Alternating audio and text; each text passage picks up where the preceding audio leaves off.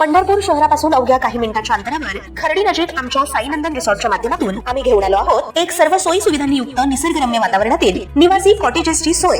या ठिकाणी अतिशय देखण्या व सुसज्ज फर्निचर युक्त कॉटेज उपलब्ध आहेत। सोबत भव्य लॉन तसेच स्विमिंग टँकची सोय, शुद्ध शाकाहारी व मांसाहारी जेवणाची स्वतंत्र किचन व्यवस्था, पार्टी तसेच स्वागत समारंभ, वाढदिवस सेलिब्रेशन तसेच इतर अनेक छोट्या मोठ्या कार्यक्रमांसाठी भव्य लॉन उपलब्ध। यात्रा कालावधीत भाविकांना आरामशीर निवासाची सोय तसेच पंढरपूर पासून जवळच असल्यानं फॅमिलीसाठी वीकेंड निवासाची सोय उपलब्ध। एक वेळ अवश्य भेट द्या। साईनंदन रिसॉर्ट, पंढरपूर सांगोला रोड, खर्डी नजीक, पंढरपूर। संपर्क 9797 9750 71।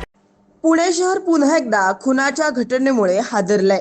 काही महिन्यांपूर्वी घडलेल्या भाजप आमदार योगेश टिळेकर यांचे मामा सतीश वाघ हत्याकांडाची आठवण करून देणारी घटना लोणी काळभोर परिसरातून समोर आली आहे। अनैतिक संबंधात अडथळा ठरत असल्यामुळे पत्नीनं प्रियकराच्या मदतीनं पतीचा खून केल्याची धक्कादायक बाब उघडकीस आली आहे। ही घटना मंगळवारी सकाळी उघडकीस आली। रवींद्र काशीनाथ काळभोर हे वडाळे वस्ती लोणी काळभोर येथे राहणारे शेतकरी असून ते घराबाहेरील पलंगावर रक्ताच्या थारोळ्यात मृतावस्थेत आढळून आले।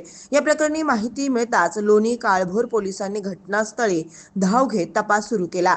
अवघ्या 3 तासात आरोपी पत्नी शोभा रवींद्र काळभोर आणि तिचा प्रियकर गोरख त्र्यंबक काळभोर यांना अटक करण्यात आली। पोलिसांच्या तपासात उघड झालं की शोभा आणि गोरख यांच्यात अनैतिक संबंध होते आणि रवींद्र काळभोर हे त्या संबंधात अडथळा ठरत होते। त्यामुळे या दोघांनी मिळून रवींद्र यांचा कायमचा काटा काढायचा निर्णय घेतला। सोमवारी रात्री 11च्या सुमारास झोपलेल्या रवींद्र यांच्यावर दगड आणि लाकडी दांडक्यानं जोरदार हल्ला करण्यात आला। त्यांच्या डोक्यावर वार करून त्यांची निर्घृण हत्या करण्यात आली। सकाळी स्थानिकांनी रवींद्र यांना रक्ताच्या थारोळ्यात पाहताच तातडीनं रुग्णालयात दाखल केलं, मात्र डॉक्टरांनी त्यांना मृत घोषित केलं। पोलिसांनी परिसरात चौकशी केली असता शेजाऱ्यांकडून शोभा आणि गोरख यांच्यात अनैतिक संबंधांची माहिती समोर आली आणि संशयाची सुई त्या दोघांकडे वळली। लोणी काळभोर पोलिसांनी दोघांना ताब्यात घेऊन चौकशी केली। सुरुवातीला त्यांनी गुन्हा कबूल करण्यास टाळाटाळ केली, मात्र पोलिसी खाक्या दाखवताच दोघांनी खून केल्याची कबुली दिली।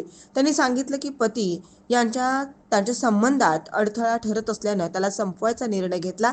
ही घटना केवळ कौटुंबिक कलह नव्हे तर समाजातील वाढती नैतिक अधपतनाची लक्षणं अधोरेखित करते। या प्रकरणानं संपूर्ण पुणे शहर हादरलं असून पोलीस अधिक तपास करत आहेत। ताज्या घडामोडी पाहण्यासाठी आमच्या YouTube चॅनलवरील PVR म्हणजेच पंढरी वार्ता या न्यूजला सबस्क्राईब करा आणि शेजारील बेल आयकॉनवर क्लिक करा।